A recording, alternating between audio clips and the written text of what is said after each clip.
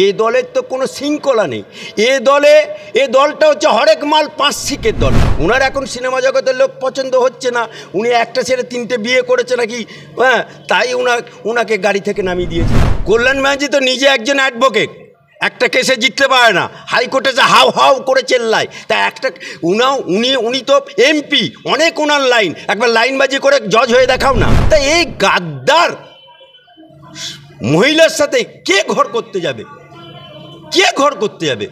উনি যদি বিবাহিত হতে এতদিন ডিভোর্সও হয়ে যেত।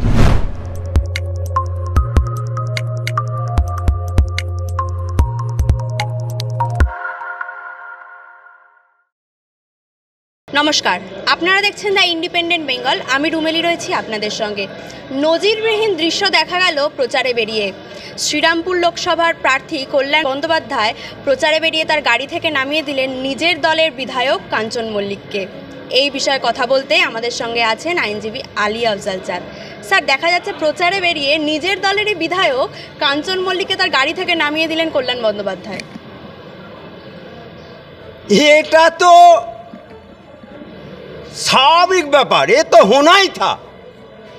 আজকে তৃণমূলে ঝগড়া, 4 আনা 8 আনা 1 টাকার নেতা, তাদেরও ঝগড়া। কি হাম কিসি সে কম নেই। এ দলের তো কোনো শৃঙ্খলা নেই। এ দলটা হচ্ছে হরেক মাল পাঁচ শিকের দল। এ দলে কে নেই বলুন দেখিনি?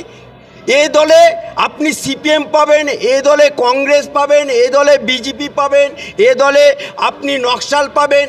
এই রেজ্জাক মোল্লা মালটাকে সিপিএম, শওকত মোল্লা মালটাকে সিপিএম, বাত্য বোস মালটাকে নকশাল, দোলা সেন মালটাকে নকশাল। তা সে এইরকম হরেক মাল পাঁচ শিকের দলে নিজেদের মধ্যে তো লড়াই থাকবে।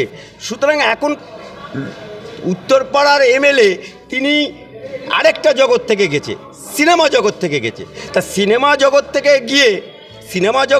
গিয়ে এখন ওনার হয়তো পছন্দ হয়নি, সিনেমা জগতের লোককে পছন্দ হচ্ছে না। মমতা ব্যানার্জির পছন্দ হয়েছে তাই ওনাকে এমএলএ করেছে। ওনার এখন সিনেমা জগতের লোক পছন্দ হচ্ছে না, উনি একটা ছেড়ে তিনটে বিয়ে করেছে নাকি, হ্যাঁ, তাই ওনাকে গাড়ি থেকে নামিয়ে দিয়েছে। বলছে যে ওনার সাথে প্রচারে গেলে গ্রামের মহিলারা মানে ক্ষিপ্ত হয়ে উঠছে, সেই জন্য তাকে নামিয়ে দেওয়া হয়েছে। কাঞ্চন মল্লিক ক্ষিপ্ত গ্রামের মানুষ তারা করছে।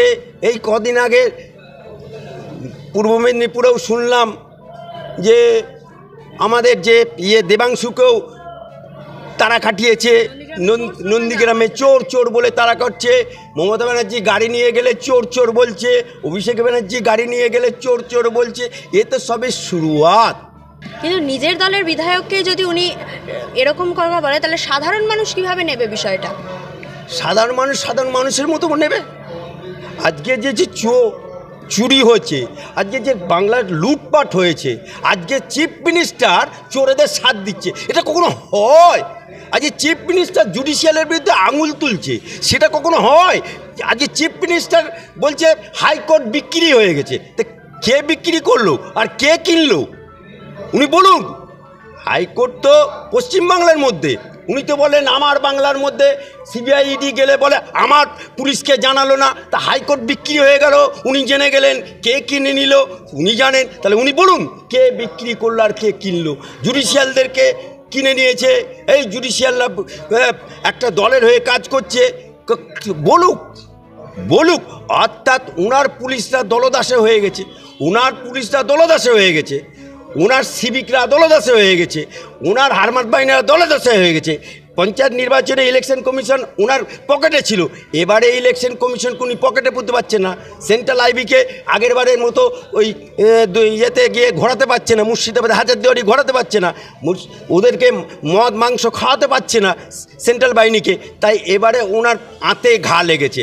আর যখন পর কোর্ট রায় দিচ্ছে, হ্যাঁ, এই এক কলমের খোঁচায় 26,000 টিচার, গুরু, যাদেরকে আমরা প্রণাম করি, গুরু শিক্ষা দিই, সাদা খাতা জমা দিয়ে যারা চাকরি পেল, হ্যাঁ, বারবার মহামান্য আদালত বলেছে যে কারা ফ্রেশ কারা নন ফ্রেশ, কারা সাদা খাতা দিয়ে চাকরি পেয়েছে তার লিস্ট দিন, আর কারা মেধার ভিত্তিতে তার লিস্টটাও জমা দিতে পারেনি। অবশেষে সিবিআই কোথা থেকে পেয়েছে এখনও পর্যন্ত সাবমিট করেনি, করতে পারেনি, তাই ঢাকি সমেত বিসর্জন দিয়ে দিয়েছে।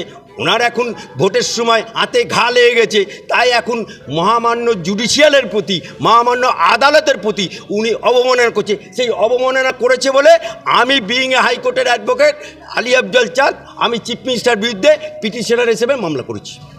শুধু নিজের দলের বিধায়ককেই নয়, তিনি প্রাক্তন বিচারপতি অভিজিৎ গাঙ্গুলিকেও মানে অভব্য আচরণ করেছে, তার বিরুদ্ধে অভব্য কথাবার্তা বলেছে তিনি দলের কলঙ্ক।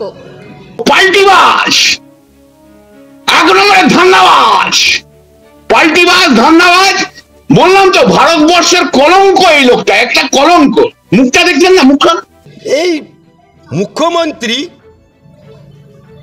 ওনার সাথে কেউ আজ পর্যন্ত ঘর করতে পেরেছে? এই উনি কংগ্রেসের সাথে গাদ্দারি করে তৃণমূল দল করেছিলেন। তৃণমূল দলটা যখন করেছিলেন তখন বিজেপির মদত নিয়েছিলেন, অটল বিহারী বাজপেয়ীর মদত নিয়েছিলেন। বিজেপির সাথে ঘর করে উনি রেলমন্ত্রী হয়েছিলেন, কয়লা মন্ত্রী হয়েছিলেন, দপ্তরবিহীন মন্ত্রী হয়েছিলেন। বিজেপিকে তারপরে ত্যাগ করলো, বিজেপির সাথে গাদ্দারি করলো, আবার ফিরে গেল কংগ্রেস। সেই কংগ্রেসের সাথে থেকে বামপন্থ হাঁটলো, আবার কংগ্রেস ছাড়লো, এখন আবার নতুন করে INDA করলো, যার নাম রাখলো, সেখানেও ঘর করতে পারলো না, তার সাথেও গাদ্দারি করলো। তাই এই গাদ্দার মহিলার সাথে কে ঘর করতে যাবে? কে ঘর করতে যাবে? উনি যদি বিবাহিত হতে এতদিন ডিভোর্সও হয়ে যেত। কল্যাণ ব্যানার্জি বলছেন যে লাইনবাজি করে তিনি, অভিজিৎ গাঙ্গুলি লাইনবাজি করে বিচারপতি হয়েছেন এবং আবার লাইনবাজি করেই বিজেপিতে যোগদান করেছেন। উনি এক ধরনের লাইনবাজ। আচ্ছা, একটা কথা বলবো, এই 30-32 বছর প্র্যাকটিস করার পর 56-57 বছরে যে আইনজীবী জজ হয় না, সে একটা পাঁঠা আইনজীবী। তার জীবনে কোনো প্র্যাকটিস ছিল না বলে তার জজ হয়েছে, 6 বছরের জন্য জজ হয়েছে। আরে 32 বছর প্র্যাকটিস করে সিনিয়র গাউন পায়নি, এত অপদার্থ, কোন জাজমেন্ট নেই ওর আর্গুমেন্ট করা। বললাম তো, আপনারা কেউ জানতেন পশ্চিমবাংলায় কোনো মানুষ জানতো অভিজিৎ গঙ্গোপাধ্যায় বলে একটা আইনজীবী ছিল, কোনো মামলা করেছে জানতো? ওই লাইন ফাইন করে জজ হয়েছে, আবার লাইন ফাইন করে বিজেপিতে চলে গেছে।